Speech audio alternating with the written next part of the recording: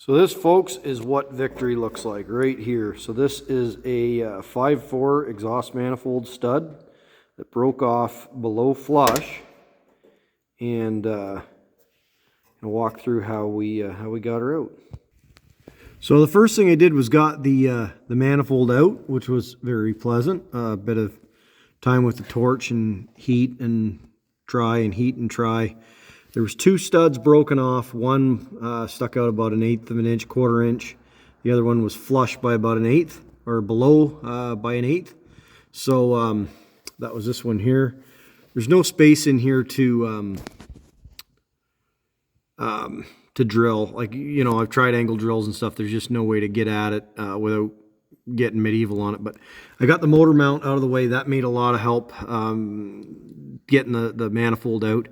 And then was able to heat with a brazing torch, heat all the way around here, and then work it out with a pair of vice grips. It wasn't pleasant. You needed the vice grips the whole way.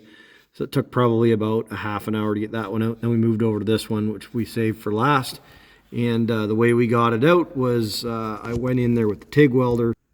I wiggled in there with the TIG welder and was able to put heat into the part, into the stud, not into the head, into the stud, and then dab in a little bit of filler, just mild steel rod, just kept building it up.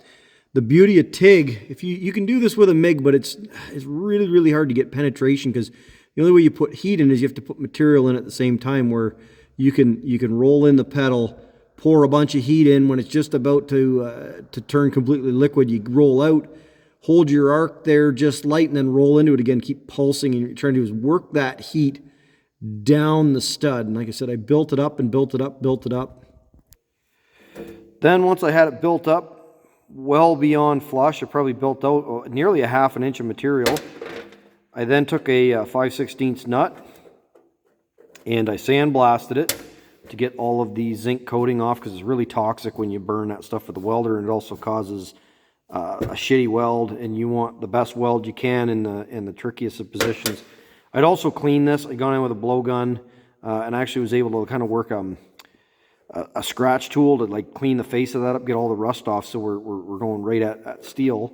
And was able to thread this guy on a little bit onto this nub, and then I went at it with the TIG and built it all up. You can see I got a little bit carried away with the heat, but we were able to get good penetration to my buildup, and then I just kept putting heat in, heat in, heat in. You're trying to wick that heat down this stud into the head.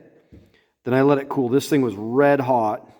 I grabbed my wrench and I was waiting, and I let it cool, and I waited and I waited. I wanted this to be cold and this to still be hot, and I waited and I waited and I waited, and I was able to get on her with my little stubby. They don't make this one anymore, but it was awesome when you could get it. And out she came. That was a success. So then the last thing I'm going to do is I'm going to chase all the threads on the heads, and I replace all the studs. If some of the nuts come out and the studs stay in, I'll work at it and I will get those studs out, because they're going to fail eventually. We're doing a proper repair. So anyways, all the studs are out. This one wasn't that bad, other than just difficult to access. I'm going to go in with a thread chaser. This happens to be a snap-on one. Do not use a tap. You want to use a proper thread chaser. They don't cut threads. They just clean the trash and the rust and everything out, and kind of realign and restore and kind of relap the threads, as opposed to a tap that's actually going to cut. And it might actually cut, it is going to cut those threads deeper than original, and you end up with a weaker connection, and this is already a repair. We don't want this to fail again. So quick tip though, if you don't have a $200 set of snap-on thread chasers, these are softer material too. If you ever broke one of these off, you can drill it out, where if it's a tap, you're fucked. So this is just a cheap trick. If you don't have one of these, or you don't have the right one, get a bolt that's going to fit, the right bolt. And then I just go at her with a cutoff wheel and put 3 or 4 little slits in it, and they'll do the same.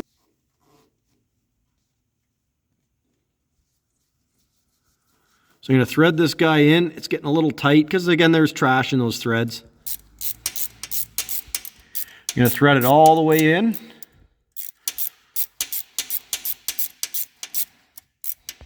And then I'm going to run that thing out. Now, if my threads aren't really good, or if it's still a little touchy, I'll run it in and out a couple of times, but you don't want to force it. You want to like kind of work at it back and forth.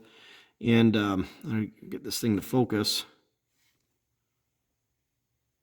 You can see there's a fair bit of trash that's pulled out of those threads. But now you could run a new stud in like it's nothing. So I'm gonna do the same thing to every single one of these threads.